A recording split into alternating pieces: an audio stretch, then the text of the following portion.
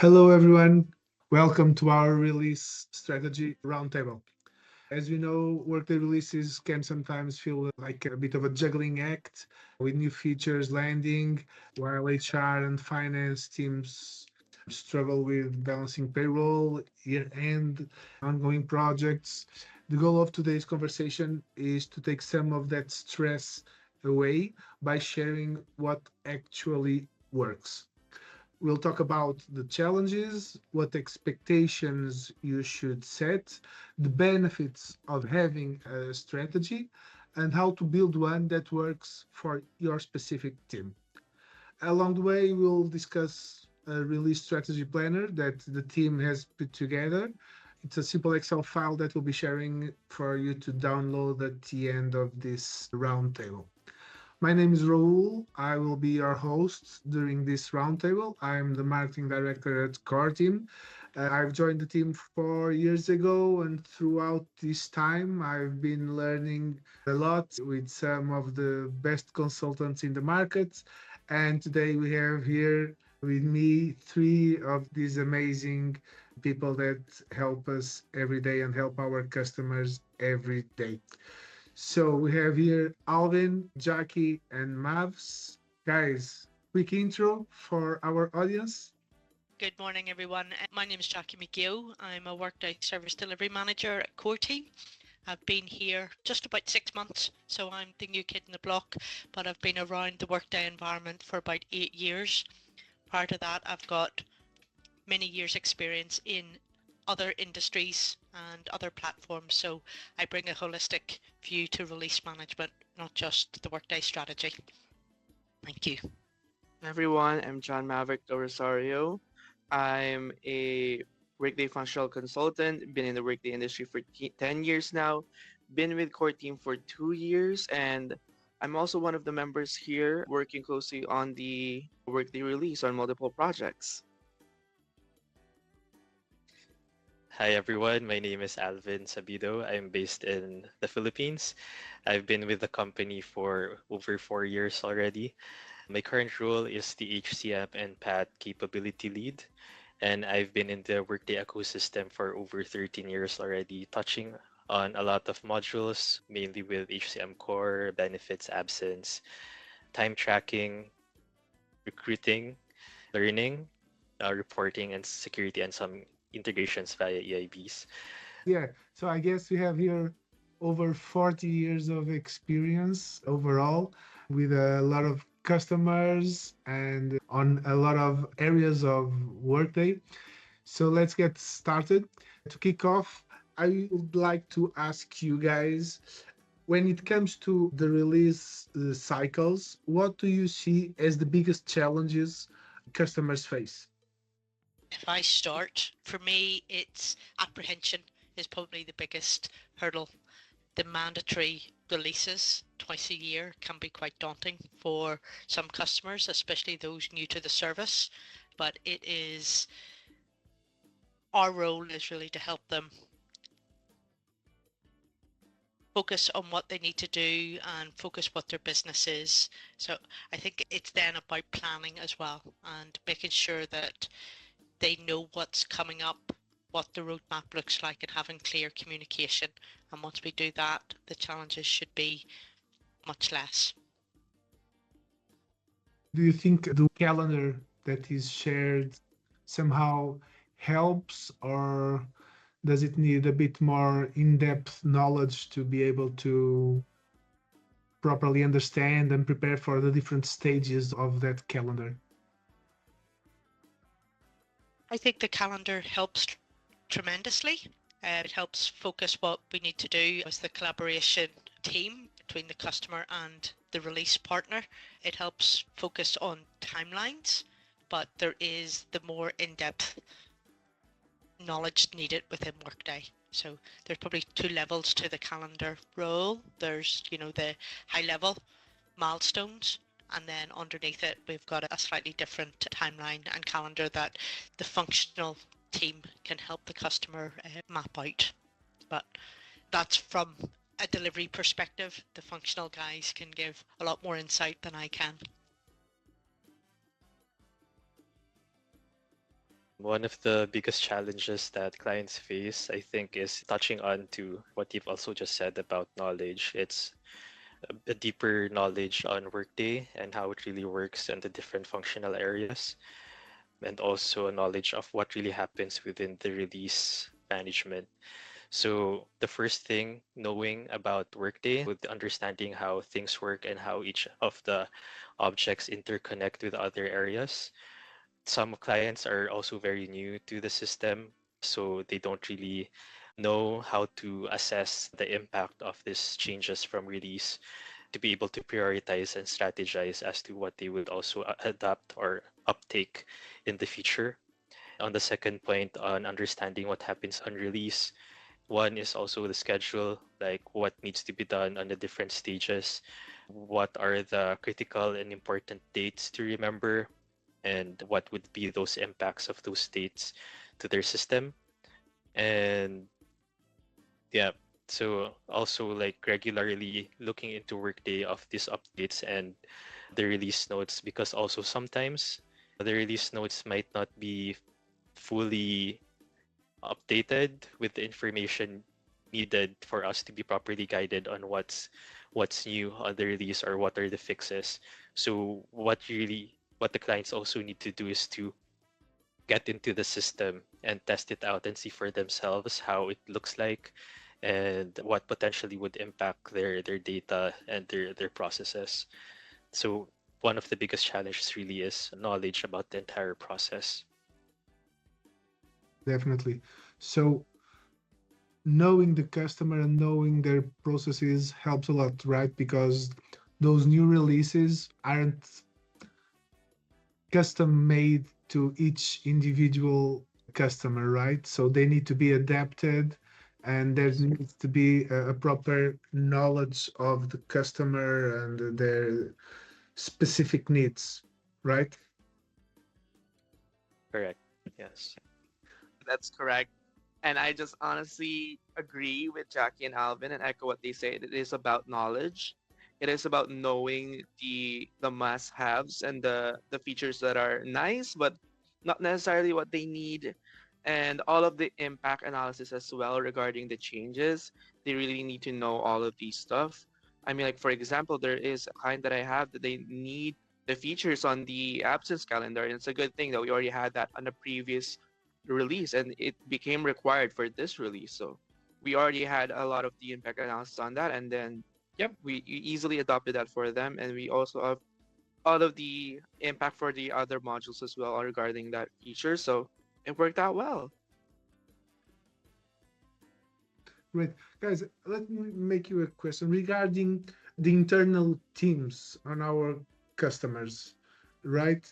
So the, when doing all the support and doing all these releases, the internal teams play a big part on it, right? Definitely. Yes. So how do you guys manage that? What's the importance of those people inside the company with working closer to the customer? So generally, since they are the owners of the system, they own the data, they own their own process. So they are the decision makers as to what needs to be implemented or whatnot. With the Workday release, there are things that are automatically available, and there are those that require setup. The internal teams, having the properly set up internal teams, they would be able to properly identify which ones need setup for, immediately for them, and for the automatically available features, which ones would be highly impacting to their process. They would already be able to prioritize which ones they would need to check out first. We've seen that they're then set up for every client. So there are some clients that have a good setup of a team that have experts already per functional area that they are responsible for. There are clients that only have 1 to 2 people in their internal HRIS team. So sometimes they may require more guidance coming from partners like us to be able to support them in analyzing these things for them. Good. You're going to add, Jackie? Yes, I was going to add that, this is a journey that we're all on, the Workday releases, so for the customers and the staff, the Workday experts in the customer site, it's about us bringing them along on the journey and empowering them and increasing their knowledge. So it might be that we will do things many times. The customer will hopefully only do it once and get it right the first time. One of the challenges is about, I think on the customer side, it's really about making the time for their staff to become familiar with the process and knowing what else is going on in their business, because there may be internal projects, there may be Workday projects, and it's making sure that there's enough bandwidth and headspace to embrace embrace the release as opposed to panic and just throw it over the fence. So it should be collaboration across the board. Yes, definitely. So we already covered here some of the expectations that customers may have for the management of these releases. Obviously, the in-house teams and the availability of their team and providing them the time for them to grow and learn from their partners is most important, right? Because say that one of the big roles of a partner would be sharing knowledge and building knowledge on the customer side. Absolutely. I see that we will learn by experience. We do things many times, so we will see the good way to do it. We've got the privilege and the benefit and the experience of a wider team knowing what they're doing. We've got many fingers out into the ecosystem and within core team, so we can share our experiences and what looks good and help the customer understand the way to go forward and help them manage their own knowledge internally. Yeah, and I think that's really also one of the goals as a partner, to have the client be more self-sufficient, autonomous in the way that they handle Workday. So definitely sharing our own knowledge and expertise is one of the things that we want to provide them, so that in the long run they would be able to manage the system themselves. But we will always be here to support them if they encounter anything they need help with. Of course. Great. So we have a release strategy that has to be built according to the customer needs, according to the resources that are available, right? According to the business strategy and goals. What happens when a release strategy is strong? What benefits have you guys seen in customers when they build a strong and consistent release strategy? What are the main benefits that you see impact their businesses and their teams? I mean, for me, the timeline is clear. The timeline is very efficient, and we just need to follow it. And we follow it. It's very efficient. Okay, efficiency. Yes. I think I've worked with many customers, large, small, multinationals, regionals, over my years in the Workday environment role, and it's having a strategy that aligns with their team's availability, but looking at maybe picking items that are not automatically available or must be implemented with the release and planning those in sizable chunks, almost doing the sprints that will allow the staff to build their knowledge, absorb what's happening, so it's more involved, and I think it's a more enriched release strategy when we know it's planned. We know the work that's happening before the release. As soon as Workday gives us building new features in the tenant, we know what's expected of everyone along the way. We can sometimes look at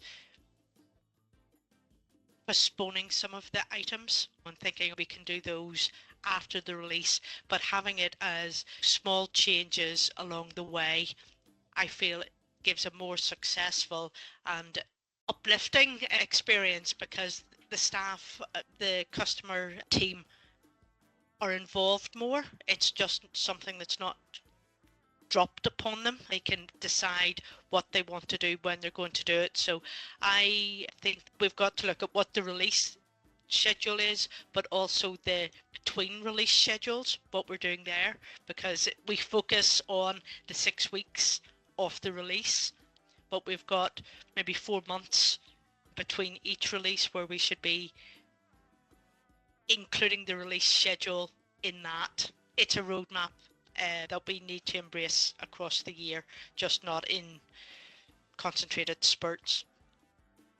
Yeah, so yeah, the strategy is not it's not concentrated It into those 2 or 3 months of preparing and going live, Right. but throughout the year, definitely. Yeah. Mavz, Alvin, anything to add on real benefits that a customer can feel on their side of having a release strategy well planned throughout the year, as Jackie was mentioning? Yeah, one benefit is that they will be more confident with the release. They will be able to properly plan, as what Jackie has said, plan before, during, and after the release, and thereby avoiding any surprises in the system that would really highly impact their process and also their data, which no client wants to happen. So basically, with a proper release strategy, that increases their confidence in the use of the system. Yes. Proper adoption as well. We're ready for all the changes to impact, so we can send out materials or training materials for the client's employees for the adoption. Yeah, so yeah, all that preparation definitely brings confidence and adds value to the system, right? So having that strategy in place and making things with time and working on that adoption and providing materials will also bring more benefits from the system that they are using, right? Yeah, I think that we sometimes forget, well, that we look at the release and we're working with the customer's team and we think that's all that, we've got to get them on board, but there's all the end users that may be impacted as well. And it's that making sure that the internal teams are involved and enabled and everything else, but it's then if the planning is correct and there's a good strategy, it's repeatable and there's no surprises to the end user when they log on and see something different.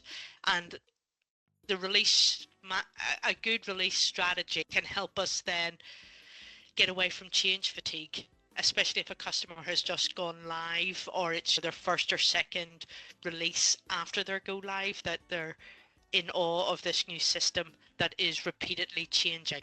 Yeah, so it's looking at trying to make sure that it's as calm as possible. Yes, yes. One of the main goals of a customer is to increase user adoption, right?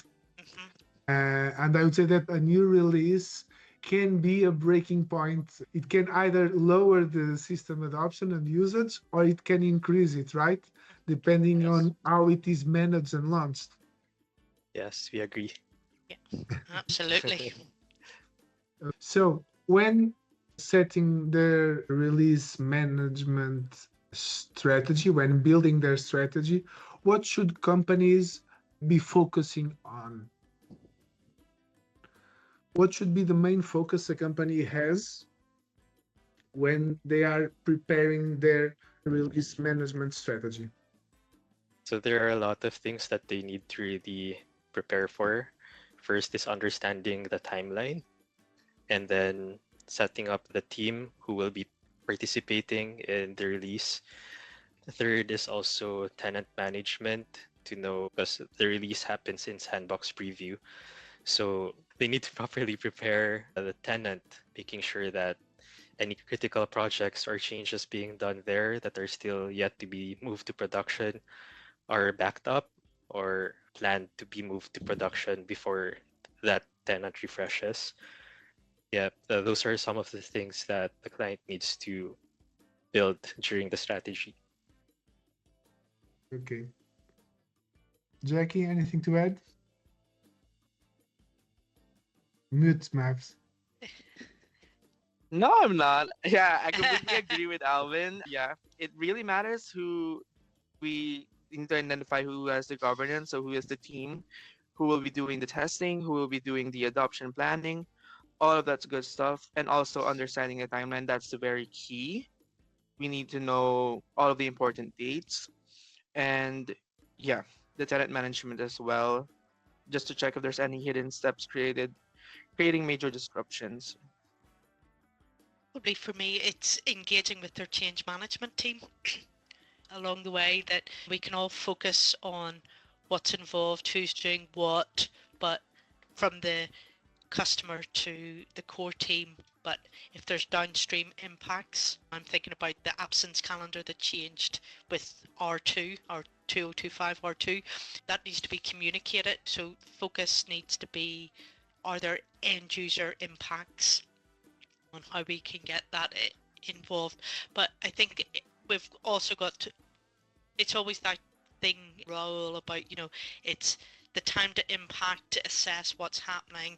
It's the how much budget, time-wise, internally, and with the supplier that you can allocate, and also what other, I'm always interested in what else is going on in the organization that may take away from, or sorry, that may be impacted by a release, or how a release is going to impact other environments, downstream of Workday. Yes. Yeah. So that's the blueprint, right? Timeline, governance, budget, expertise, adoption. To make this easier to follow, we've captured, or you guys have captured this into a planner, right? The release strategy planner. Alvin, do you mind explaining a bit what the planner is and how can our audience use it? Yes, happy to share about this release planner. So, the release planner is essentially an Excel file, which becomes like a high-level one-stop shop of things related to the release. So, in this planner, you'd be able to see details about the timelines, high level, where you would need to put in the exact dates for each of the release cycles, and also what are the things that you need to prepare and do during each stage of the release window, and other resources that would help you with your release management. So, in conclusion, Workday releases don't have to be stressful. With the right expectations, governance, budget planning, and expertise, they can become, and they should become, an opportunity to add value to your system and build trust on your with your users. Thank you, Jackie, Mavs, Alvin, for your contribution. The release strategy planner is available to download in the link below. If you guys look for a deeper support, whether that's ongoing support or to structure your release management service, we'll be happy to help and start a conversation with any of our expertise. We're all available. Thank you, everyone. I really enjoyed this conversation. I look forward to seeing you put all these ideas into action. Thank Thank you very you. much, everyone. Thanks. Everyone. Bye. Bye.